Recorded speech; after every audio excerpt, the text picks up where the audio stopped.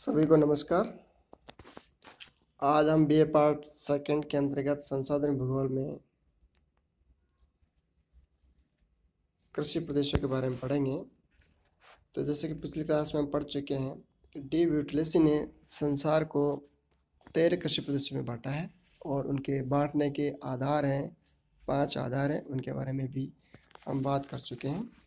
तो आज हम पहला जो कृषि प्रदेश है, जलवाष्य पशुचारण प्रदेश है, उसके बारे में आज पढ़ाई करेंगे। तो सबसे पहले हम शुरू करते हैं कि जलवाष्य पशुचारण किसे कहते हैं या ऐसे कौन से क्षेत्र हैं जहाँ पे जलवाष्य पशुचारण होता है। जलवाष्य पशुचारण ऐसे क्षेत्र होते हैं जहाँ की प्राकृतिक परिस्थितियाँ फसल उत्पादन के अनुकूल नहीं होती, वहाँ जलवाष्य पशुचारण किया जाता है। स्पष्ट है कि यहाँ के लोगों का मुख्य व्यवसाय ही पशुचारण है। और ये जलवासी क्यों कहते हैं कि घूमते फिरते हुए ये पशुओं को चराते रहते हैं और एक स्थान से दूसरे स्थान पर जाते रहते हैं, इसलिए से जलवासी पशुचारण प्रदेश कहते हैं। क्योंकि इन क्षेत्रों में पशुओं के लिए चारे की घास उपलब्ध हो जाती है। इनके जो क्षेत्र की बात करते हैं तो मध्य एशिया, सहारा का मरुस्थल, साइबेरिया प्रदेश आदि आते हैं। जलवाष्य पशुचारण प्रदेशों का वितरण देखते हैं। तो जलवाष्य पशुचारण के प्रदेश या तो बहुत गर्म प्रदेश होते हैं या बहुत ठंडे प्रदेश होते हैं, क्योंकि ऐसे प्रदेशों में पशुओं के लिए केवल घास ही मिल पाती है चरने के लिए, इसलिए यहाँ और कोई कृषि या फसल के लिए अनुकूल स्थिति नहीं होती है। तो पहला प्रदेश है उष्ण मरुस्थल। इसमें अरब का मरुस्थल, संपूर्ण सहारा मरुस्थल, मध्य एशिया का शुष्क प्रदेश सम्मिलित है। अरब के बद्दू, किर्गिस्तान के किर्गिज, याक चराने वाले तिब्बती आदिवासी इस वर्ग में आते हैं।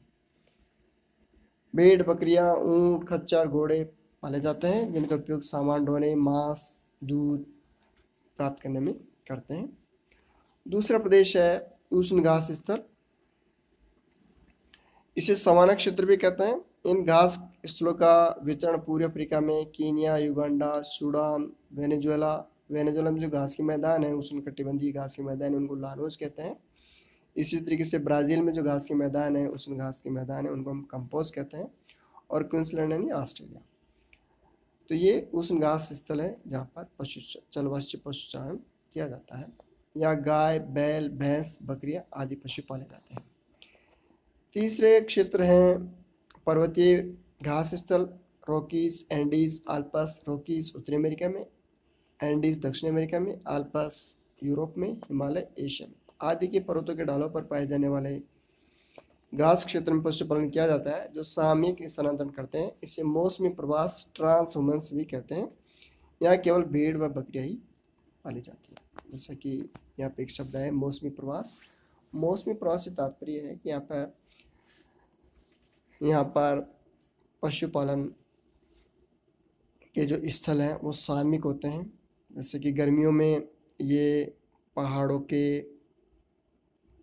ऊपर घास स्थल होते हैं, वहाँ पर पशु चराते हैं, और जैसे सर्दी की ऋतु आती है तो पहाड़ों से नीचे उतर करके मैदानी भागों में आ जाते हैं। इस तरीके से मौसमी रूप से ये इनका आना जाना होता है, इसलिए इसे मौसमी प्रवास कहते हैं। चौथा प्रदेश है टुंड्रा प्रदेश। यहाँ पे अति ठंड होती है, बर्फ गिरती है, ऐसे प्रदेश हैं यहाँ पर। तो यहाँ पे भी जलवाष्य पशुचारण होता है। यूरेशिया, ग्रीनलैंड, अलास्का, उत्तरी कनाडा को सम्मिलित किया जाता है इसमें। और यहाँ पे जो जनजातियाँ पशुपालन का काम करती हैं उनमें है पाई, चुपची, समवेट आदि। यहाँ रेंडियर, कैरिबू, ध्रुवीय भालू, खरगोश आदि स्थलीय जीव तथा सील, वालरस, व्हेल आदि जलीय जीव मिलते हैं।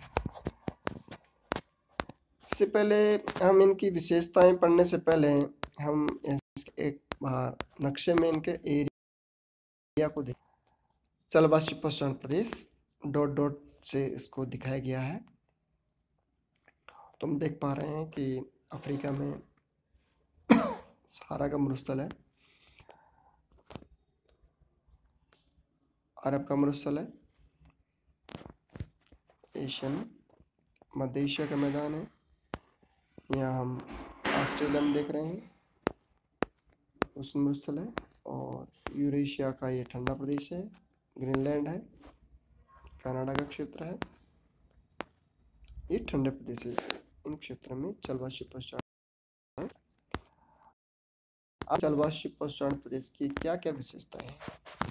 तो पहले विशेषता है कि इन क्षेत्रों में वर्षा बहुत कम होती है, औसतन वर्षा लगभग 25 सेंटीमीटर होती है।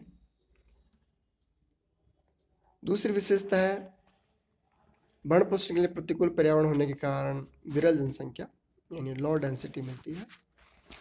तीसरी विशेषता है अर्थव्यवस्था का आधार पशु है और उनके उत्पादन क्षेत्रों की फसलें हैं। जैसे कि हम जानते हैं कि यहाँ पे केवल पशुओं से ही खाने के सामान, कपड़े या अन्य आइटम्स बनाए जाते हैं। इनकी आर्थिक वस्तु पशु से प्राप्त होती है।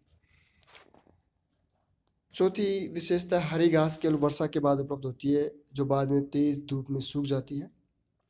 पांचवी विशेषता पशुओं का चुनाव प्राकृतिक कारकों पर निर्भर होता है। जैसे कि हम जानते हैं कि अरब के रेगिस्तान में ऊंट और बकरी, भेड़ ये पाले जाते हैं, क्योंकि यहाँ पे बिल्कुल वर्षा कम होती है और ये केवल कटीली झाड़ी पे भी अपना निर्वाह कर सकती हैं। इसके विपरीत जो सवाना घास के मैदान हैं वहाँ पे थोड़ी वर्षा ज़्यादा होती है, तो पे गाय भी पाली जाती है।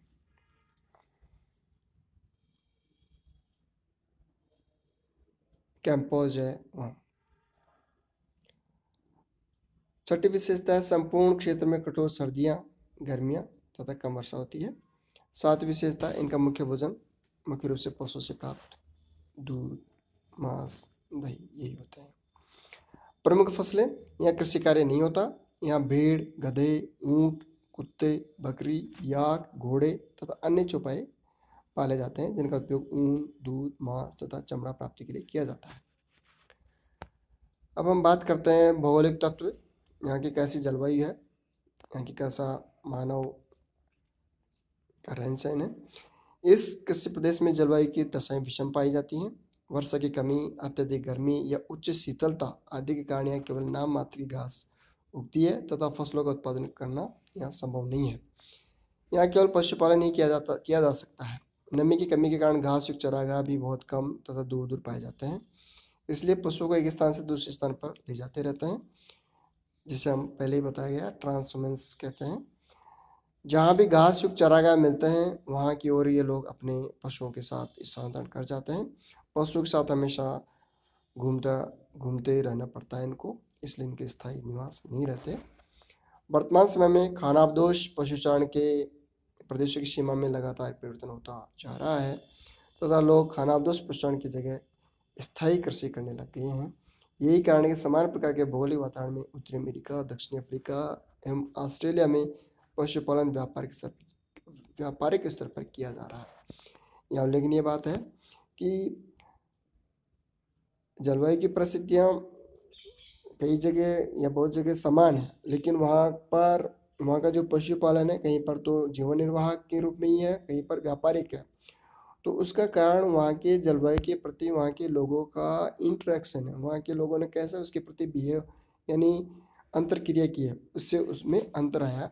तो हम देख रहे हैं कि उत्तरी अमेरिका, दक्षिण अफ्रीका और ऑस्ट्रेलिया में पशुपालन है जो व्यापारिक स्तर पर किया जा रहा है, क्योंकि उन्होंने थोड़ा इसको वैज्ञानिक ढंग से इसको अपनाया है वर्तमान में, इसलिए यहाँ पर बेहतर पशुपालन की व्यवस्थाएं। आप सभी ने ध्यान से सुना, सभी को धन्यवाद।